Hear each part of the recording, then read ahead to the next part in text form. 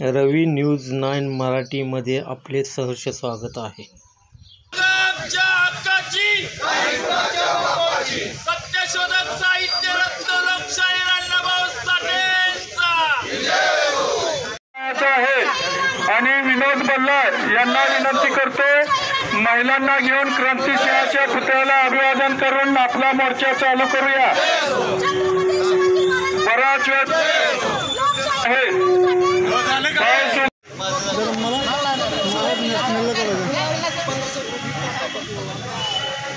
क्रांतिसिंह पाटलांचा, क्रांतिसिंह पाटलांचा, सत्यशोधक अण्णाभाऊ साठेंचा, सत्यशोधक अण्णाभाऊ साठेंचा।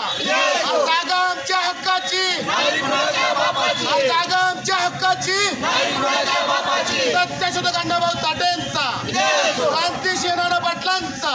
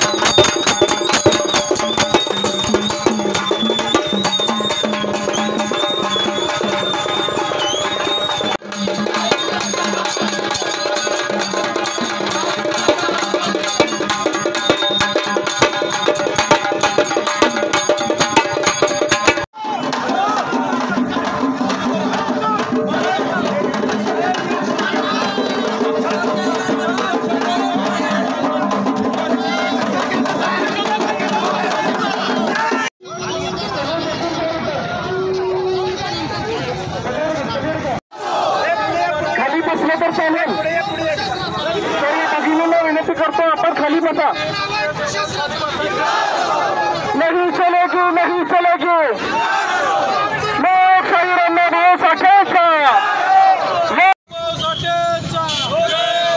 सत्यशोधक अण्णाभाऊ साठेंचा, भारतरत्न डॉक्टर बाबासाहेब आंबेडकरांचा, छत्रपती शिवाजी महाराजांचा, राजश्री शाहू महाराजांचा, महात्मा ज्योतिबा फुलेंचा, जागा आमच्या हक्काची, अण्णाभाऊंचा सन्मान, अण्णाभाऊंचा अपमान, सत्यशोधक अण्णाभाऊ साठेंचा। जागा आमच्या हक्काची, सत्यशोधक अण्णाभाऊ साठेंचा, सत्यशोधक अण्णाभाऊ साठेंचा, अण्णाभाऊंचा सन्मान, अण्णाभाऊंचा सन्मान, सत्यशोधक अण्णाभाऊ साठेंचा, सत्यशोधक अण्णाभाऊ साठेंचा, अण्णाभाऊ साठेंचा,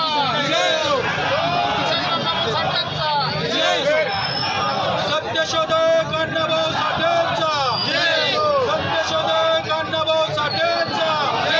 अरे जागा आमच्या हक्काची, अण्णाभाऊंचा पुतळा इस्लामपुरात, अण्णाभाऊंचा पुतळा इस्लामपुरात, अरे जागा आमच्या हक्काची, अण्णाभाऊंचा सन्मान, अण्णाभाऊंचा सन्मान, अण्णाभाऊंचा सन्मान, सत्यशोधक अण्णाभाऊ साठेंचा।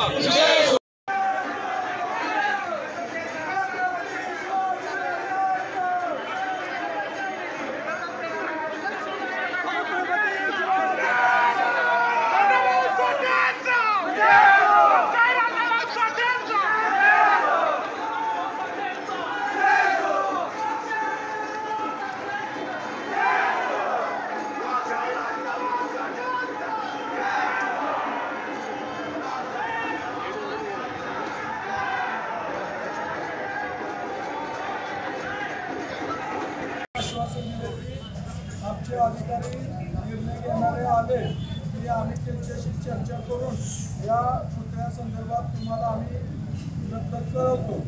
आमच्या सगळ्या इथं जमलेल्या विविध पक्ष संघटनेच्या कार्यकर्त्यांनी निर्णय घेऊन, मीटिंग घेऊन असा निर्णय घेतला की आत्ताचं निवेदन हे या इस्लामपूर नगरीचे मुख्याधिकारी यांना आणि तहसीलदारांचे प्रतिनिधी म्हणून नायब तहसीलदार मॅडम यांना द्यायचं आणि इथून पुढं या पुतळ्याबद्दल जर शासनाने उचित कारवाई नाही नाही केली तर या तालुक्यामधील आणि या जिल्ह्यामधील लोकप्रतिनिधी असतील किंवा मंत्री असतील, या पालकमंत्री असतील किंवा मंत्री असतील महाराष्ट्राचे, या जिल्ह्यामध्ये आम्ही त्यांना फिरू देणार नाही.